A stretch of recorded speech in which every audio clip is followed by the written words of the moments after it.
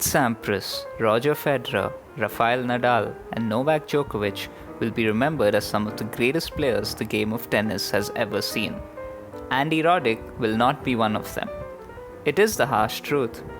Despite challenging at the highest level for almost 10 years, he ended up with just one singles Grand Slam, and even that came very early in his career. He probably would have won a few more if not for playing in the same era as his biggest rival, Roger Federer. Let's take a deep dive into what made Andy Roddick the player he was and the factors that did not allow him to continue competing at the highest level, and eventually led him to an early retirement. We'll first take a look at his career, and then the pros and cons of his game, and finally at Andy Roddick, the person himself.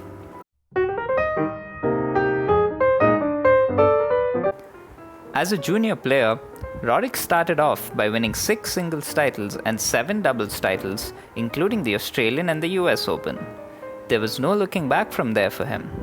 Roddick burst onto the world stage in 2001 with his booming serve and upset a few big names, including Pete Sampras and the then world number 1 Gustavo Kuerten. He quickly made a name for himself in the tennis world, and by 2003, he was one of the top players in the world. He reached the Australian Open and Wimbledon semi-finals and went on to win the US Open. He also took the world number 1 crown, the youngest American to do so. Unfortunately for Roddick though, the US Open was to be his only Grand Slam.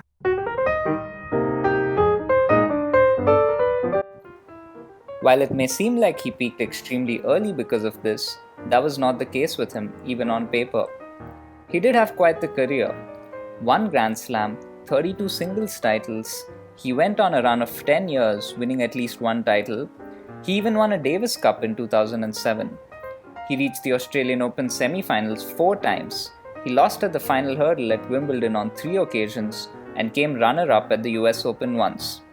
He was a near constant in the top 10 rankings throughout the 2000s, which really shows his consistency. There are not many players who end up with such a high achieving list of accolades. He was the world number 2 for a significant period of time before Nadal and Djokovic took over and proved more of a match to Federer.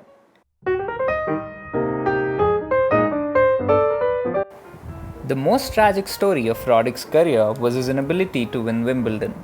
Having been one of the most consistent performers, reaching 3 finals and a semi-final, Roddick was never able to go that extra step that would put his name on the wall. Perhaps very fittingly and most depressingly for him, he lost the 2009 final to Federer in a 5-setter that he surprisingly dominated. He was broken only once, on match point, and the moment he lost, he knew that he lost his last chance to do it on the big stage. It is still the longest Grand Slam final in history, with 77 games being played.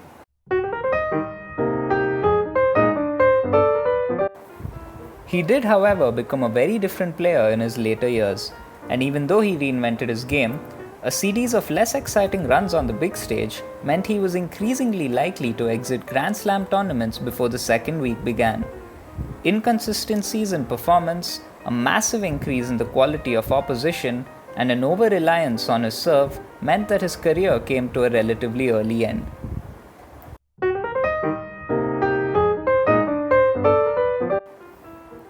His biggest strength was his serve. Even if he didn't get an ace or a service winner, it set him up for easy putaways. Roddick had a very distinctive service action, the adjusting of his cap, the bend, the toss, and the smash. He held various serve-related records. He had the most aces in a calendar year, the fastest serve. He was rarely broken, and even during times when the rest of his game was off, he used to be able to compete just because of his serve. He had a mean forehand and would hit the ball really flat and hard.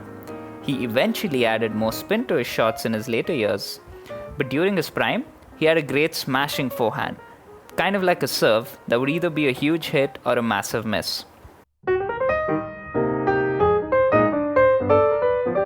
He did sometimes let certain frustrations get the better of his game, but he had a fiery determination and a will to win that made up for the gaps in his game and gave him mental strength that let him perform beyond his capabilities at times.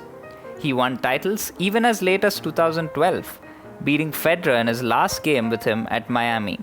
At Dubai in 2008, he made a comeback onto the world stage by beating Djokovic and Nadal, en route to winning a tournament that also had Federer and Andy Murray taking part in it.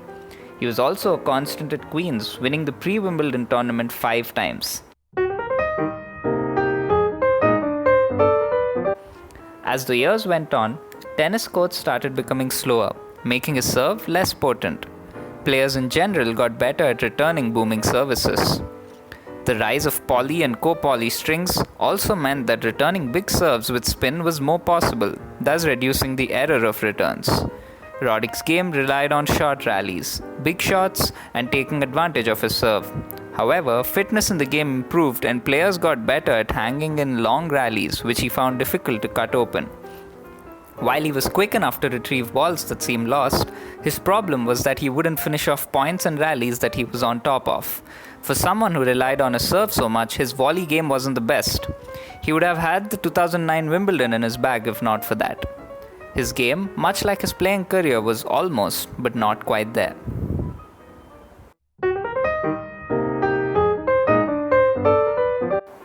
Roddick was considered a hero at a very young age.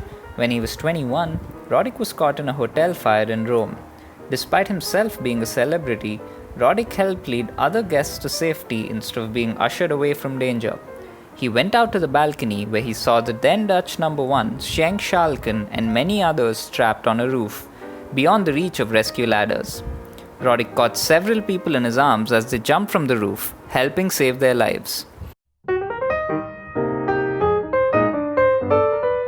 He was someone who always wore his emotions on his sleeves. He was, after all, the boy who almost quit competitive tennis because he lost a lot as a junior. Egged on by his coach, he stuck to the sport.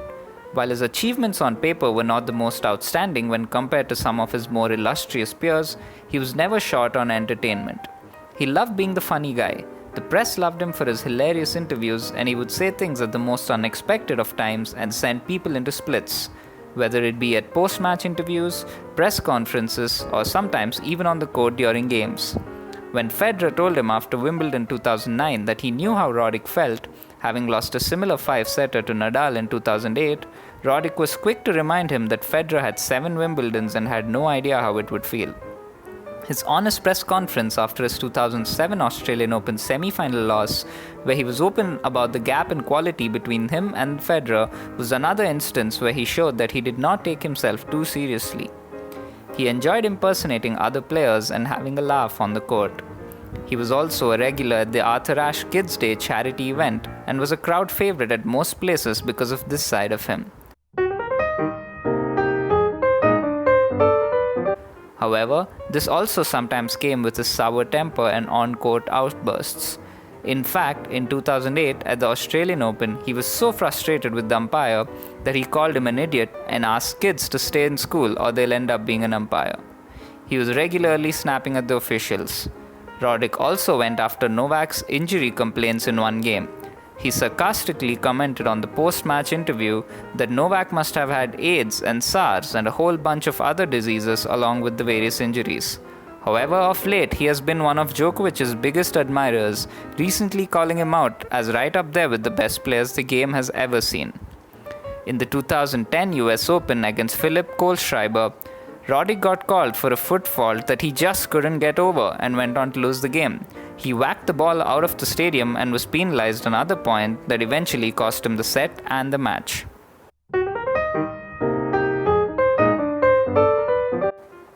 Andy Roddick is an underrated part of tennis history that could easily be forgotten for what it was.